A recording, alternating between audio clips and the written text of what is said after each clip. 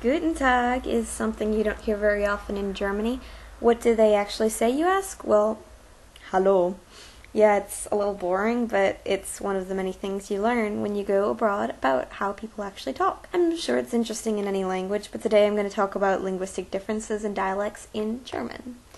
Worth noting is that German, though only spoken in a few countries, has some very distinct dialects to the point where the accent is basically unintelligible to people from other places. Basically, if you meet someone who speaks Swiss German, you won't understand a word because Germans even don't.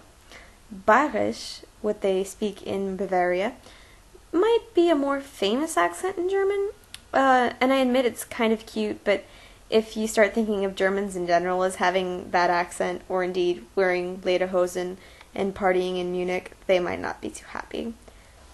But where I live is a place called Rhineland-palatinate, in German rheinland-pfalz, and here they speak Pfälzisch, or Pfälzisch, as some of them might say.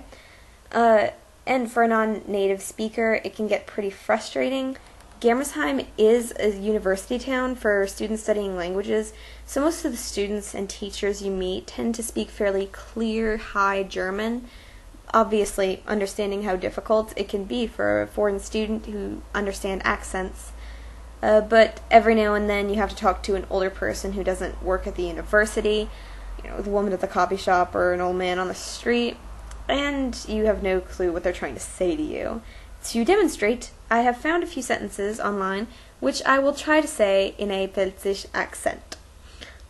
Hi German. I would say, ich hab's Ihnen schon erzählt, aber hat's mir nicht geglaubt. In Pfälzisch, I would say, ich hab's ihm schon erzählt, aber hat's mir nicht geglaubt. Hi German. Hast du auch Hunger? Pfälzisch. Hast du Hunger? Hi German. Der ist nicht besonders intelligent. Pfälzisch. Dem Stock ins Hirn geschissen. That's probably really bad, but you get the idea. What? But you also run into other things that are more common and easier to understand. For example, the professors at LSU tell you not to forget to bring back your Scheine. Confirmation that you took the classes that you say you did. You learn later that this stands for Bescheinigung, and also what they actually say is Nachweis a lot of the time.